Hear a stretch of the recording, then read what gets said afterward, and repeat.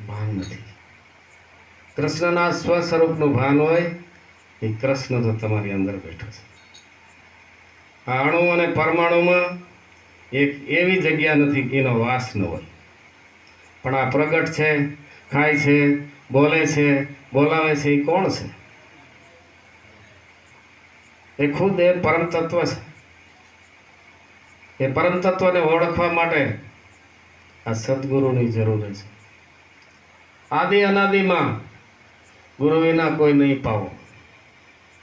રામકૃષ્ણ ગુરુ કીના, ગુરુ બિન કોઈ ન છીના.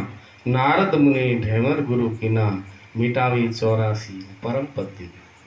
84માંથી જો છૂટવું હોય તો સદગુરુનો સહારો લેવો પડશે. આ વાણી છે, ગાય છે, એ બરાબર છે. તમારું મન 5-10 મિનિટ પ્રફુલ્લિત થાય, પણ ભજન આખું અલગ છે. ભજન કરવું પડે ને વાણી ગવાય.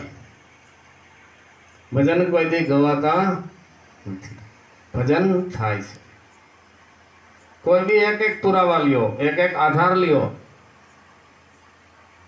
હમણાં 1200 વર્ષના દાખલા લ્યો.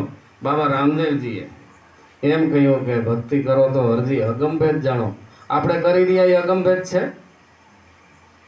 અગમભેદ કેને કહેવાય? અગમભેદ તો આંખથી દેખાય નહીં.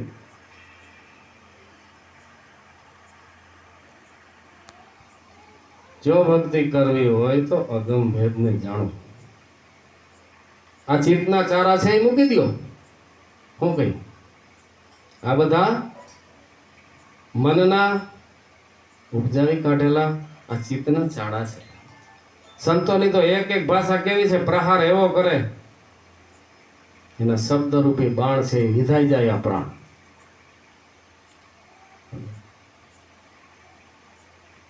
આ ઘાયલ કર્યું પાંજરું, દેખાડ્યો 10મો દ્વાર, એ બધું શું છે?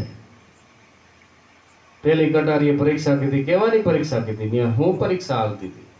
પેલી કટારીએ પરીક્ષા કીધી, બીજીના માર્યા બાણ. પેલી તમારી પરીક્ષા કીધી કે તમે પાત્ર કેવું છો.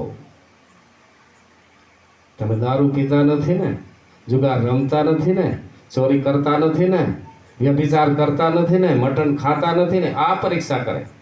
પેલી કટારીએ પરીક્ષા કીધી, બીજીના માર્યા બાણ. પછી શબ્દના બાણ માર્યા કે આ માયામાં હું મોહી રહ્યો છે. આમાં આ માયલું તને કાંઈ ભેરું નહીં આવે. આ માયલું તને ક્યાં કંઈ ભેરું નહીં આવે, અને ભેરું આવે છે ને એને તું માગ. જે તારા ભેરું આવશે ને એની પૂંજી કરી લે, ભજનની પૂંજી કરી લે. 84 લાખ યોની ફરતા ફરતા હવે તને મોઘો મનુષ્યનો દેહ મળ્યો, અને આમાં કંઈ નહીં થાય ને તો બીજામાં કાંઈ થવાનું જ નથી. દુઃખ પડશે તો બોલા હે પણ નહીં.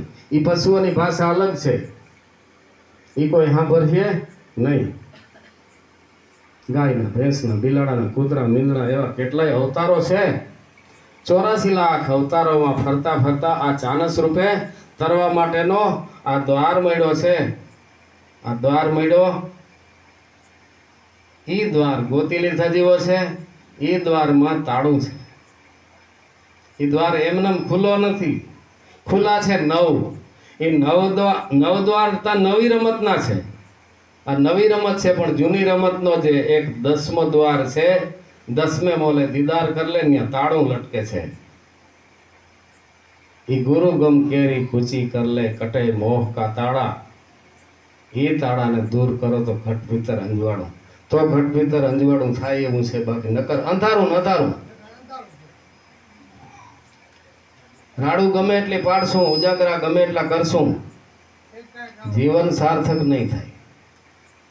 જીવન સાર્થક નહીં થાય.